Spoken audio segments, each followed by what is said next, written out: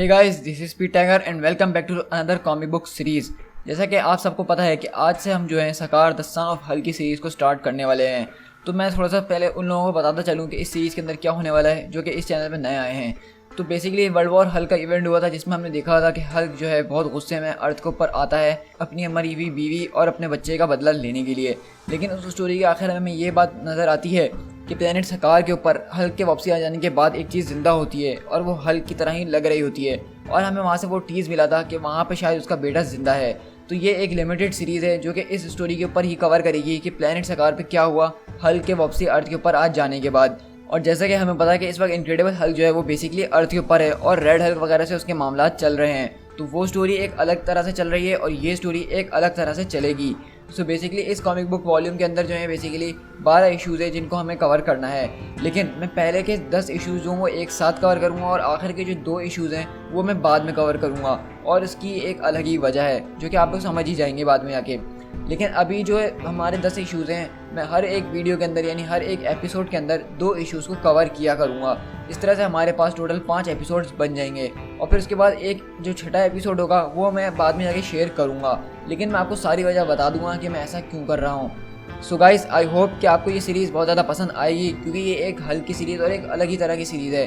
तो मैं चाहता हूँ आप जल्दी से मेरे चैनल को सब्सक्राइब कर दीजिए और मेरे कंटेंट को इस तरह और अपने दोस्तों के साथ शेयर करते रहिए। सो गाइस, चलिए इस कॉमिक बुक सीरीज़ को स्टार्ट करते हैं।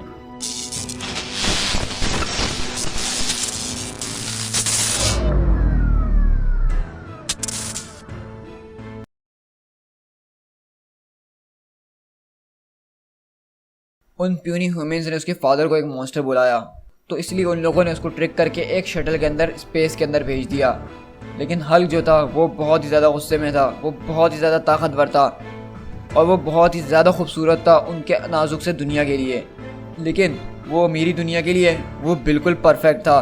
मेरी दुनिया यानी कि द सैवेज प्लेनेट ऑफ सकार, जहाँ पर खून और आग से बनी थी रेड किंग के रूल्स, जब तक कि तुम्हारे फादर उससे बेजार ना आ गए और उसको ठिकाने ना लगा दिया। तो इस तरह वो मॉन्स्टर यहाँ का हीरो बन गया और फिर वो यहाँ का राजा बन गया और उसके साथ साथ वहाँ की shadow warrior Kyra the old strong वो यहाँ की क्वीन बन गई। हम लोगों ने स्लेव्स को आज़ाद करवाया, हमने कबीलों को एक साथ मिलाया और हमने एक साथ एक बच्चे का ख्वाब देखा। ओ बेटे, मेरे बेटे, जैसा कि हमारे दुश्मन जो है हमारे इस परफेक्ट दुनिया को ख़त्म कर चुके हैं और यहाँ तक कि मेरा स्टोन जैसा फ्लैश वो भी अब डस्ट के अंदर बदल चुका है। मैं तुमसे फिर भी एक वादा करती हूँ, तुम यहाँ पे क्यों ना अकेले ही भटकते रहो इस आग और वॉर के अंदर, लेकिन मेरी ओल्ड पावर तुम्हें हमेशा ही प्रोटेक्ट करेगी। लेकिन कब तक के लिए मेरे ब्यूटीफुल बेटे ये मुझे नहीं पता, लेकिन एक शैडो चाइल्ड वो पैदा होने के कुछ मिनट बाद ही चलना शुरू कर देता है। लेकिन तुम कोई आम बच्चे नहीं हो। मैं तुम्हें ज़िंदा रखने की कोशिश करूँगी, तुम्हें ग्रो करती रहूँगी जब तक कि तुम्हारे फादर तुम्हें ढूंढ ना आए। लेकिन उसको तो ये भी नहीं पता कि तुम जिंदा हो और वो यहाँ से वापसी अर्थ की तरफ जा रहा है अपना टेरिबल वेंजेंस लेने के लिए। और ऐसा लग रहा है कि अब इस आग के समंदर में तुम मर जाओगे। लेकिन तुम भी अपने बाप के बेटे हो, तुम हो जो सन ऑफ हल्क हो, सन ऑफ सकार हो। और हम बेसिकली इस तरह से देखते हैं कि इस मोनोलॉग के अंदर हमें यही दिखाया जा रहा होता है कि जब प्लेनेट हल्क के आखिरी इवेंट चल रहे होते हैं, जब वहाँ पे एक एटॉमिक ब्लास्ट हो गया होता है तो कायरा की बॉडी तो ख़त्म हो गई होती है, लेकिन उसके पेट के अंदर जो बच्चा होता है वो किसी तरह सर्वाइव कर जाता है और वो उस लावा के अंदर गिर के बड़ा हो रहा होता है। और इस तरह हम देखते हैं कि वो बच्चा कुछ ही टाइम के अंदर वहाँ से बाहर निकलना शुरू हो जाता है और वहाँ आसपास के जो कीड़े मकोड़े होते हैं उनको खाना शुरू कर देता है। वो ह्यूमंस तुम्हें मॉन्स्टर बुलाएंगे, तुम बहुत ज़्यादा गुस्से वाले हो, तुम बहुत ज़्यादा ताकतवर हो, तुम उनके प्यूनी प्लेनेट के लिए बहुत ही ज़्यादा खूबसूरत हो, लेकिन ये दुनिया तुम्हारी है। 1 महीने बाद हम देखते हैं कि सकार जो है वहाँ पे प्लेनेट पे कुछ गोश्त वोश खा रहा होता है और वो जो कीड़े मकोड़े होते हैं वो बेसिकली सकार के अब दोस्त बन गए होते हैं। और हम देखते हैं कि वहाँ से कुछ लोग भागते हुए आ रहे होते हैं और वो बोलते हैं कि हमें लगा था कि एक्स-मैन को सिर्फ बच्चे चाहिए। उसमें से दूसरा आदमी बोलता है कि वो अब हमारे पीछे है, अब बस भागो, अब कुछ नहीं हो सकता। और हम देखते हैं कि उनके एक कीड़ा जो है वो उनके पास आता है उनको खाने के लिए, तो तभी सकार उनको आगे वहाँ पे बचा लेता है। लेकिन वो सब उसको देख के मॉन्स्टर बुलाते हैं और बोलते हैं कि यहाँ से दूर हट जाओ। लेकिन वो जिसको बचाने की कोशिश कर रहा होता है वो उसकी बात समझ नहीं पाती है और अगले ही पल उसके सीने में आके एक तीर घुस जाता है। और हम देखते हैं कि वहाँ पे जो है बेसिकली एक्स-मैन के जो लोग होते हैं वो यहाँ पे आ जाते हैं और उनमें से एक आदमी बोलता है कि हे, हमें लड़कियों को मारने के लिए तो नहीं कहा गया था ना। दूसरा आदमी बोलता है लेकिन हमें ये भी नहीं कहा गया था कि हम लड़कियों को ज़िंदा छोड़ दें। और इस तरह दूर बैठ के सकार अपने कीड़ों के साथ ये सारी हरकतें देख रहा होता है इन लोगों की और वो बहुत गुस्से में होता है। हम देखते हैं 1 साल बाद के कुछ लोग जा रहे होते हैं और वो अचानक रुक जाते हैं। तो उसमें से पीछे से आदमी बोलते हैं कि ये आखिरकार रुक क्यों गया। तो बोलता है कि हमें नहीं पता, ये लड़का यहाँ पे रुक गया है। तो वो बोलता है कि चलो देखते हैं कि हमारा लिटिल सेवियर जो है वो यहाँ पे क्यों रुका है। और वहीं पर आवाज़ आती है कि सब यहाँ से भागना शुरू कर दो, क्योंकि सामने से हम देखते हैं कि बारबेरियंस की जो आर्मी होती है उन लोगों ने इनको ढूंढ लिया होता है और वो फुल स्पीड में इनकी तरफ आ रहे होते हैं। और वो बोलता है एक आदमी कि ये बच्चा हमें बचाएगा। तो वो बोलते हैं कि हमें नहीं पता कि ये बच्चा यहाँ पे आके सिर्फ खड़ा हो गया है, अब हमें यहाँ से अपने आप भागना होगा वरना हम सब मारे जाएंगे। और वो लोग पलट के दूसरी तरफ भाग रहे होते हैं, लेकिन दूसरी तरफ वहाँ पे एक्समैन बोन जो होता है वो यहाँ पे अपनी आर्मी लेकर ड्रैगन के ऊपर आ गया होता है। और वो बोलता है कि ये एक्समैन बोन है, अपनी ज़िंदगियाँ बचाओ और यहाँ से भागो।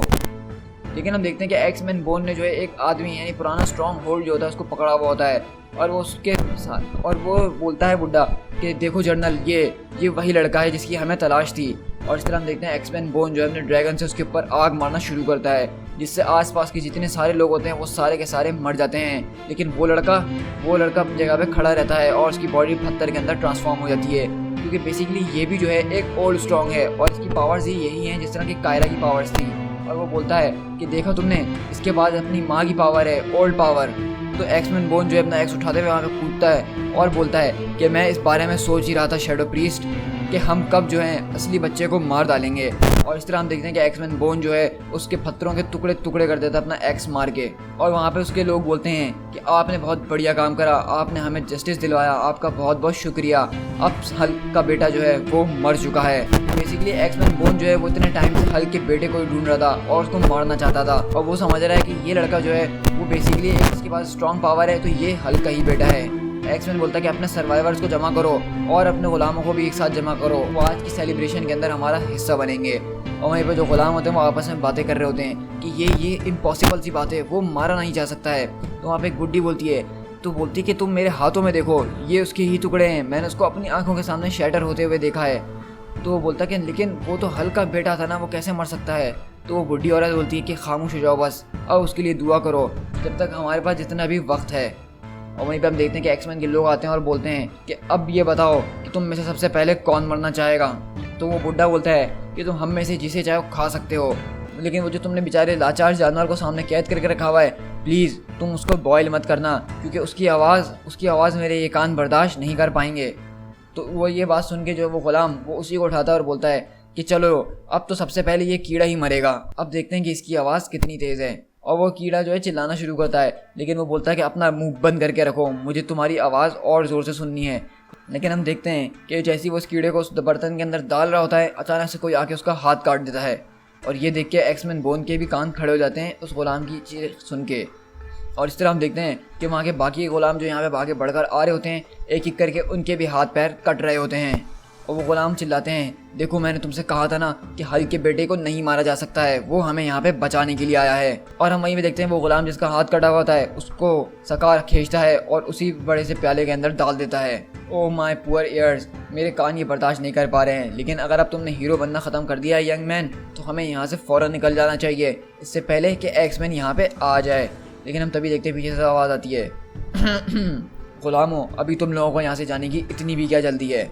और इसी तरह हम देखते हैं कि सकार जो है वो एक्समैन बोन के ऊपर अटैक करने के लिए कूदता है और एक्समैन बोलता है कि इसमें तो बहुत ही ज़्यादा मज़ा आने वाला है। और इस तरह हम देखते हैं कि एक्समैन बोन और सकार के बीच बहुत ज़बरदस्त लड़ाई शुरू हो जाती है। और हम यहाँ बैकग्राउंड में जो एक मोनोलॉग देख रहे हैं, तो मैं आपको बताता चलूँ कि ये बेसिकली जो आवाज़ हमें सुनाई देती है ये जो है कायरा की आवाज़ है, वो अभी भी इस प्लेनेट के अंदर कहीं ना कहीं ज़िंदा है, क्योंकि वो एक ओल्ड पावर थी।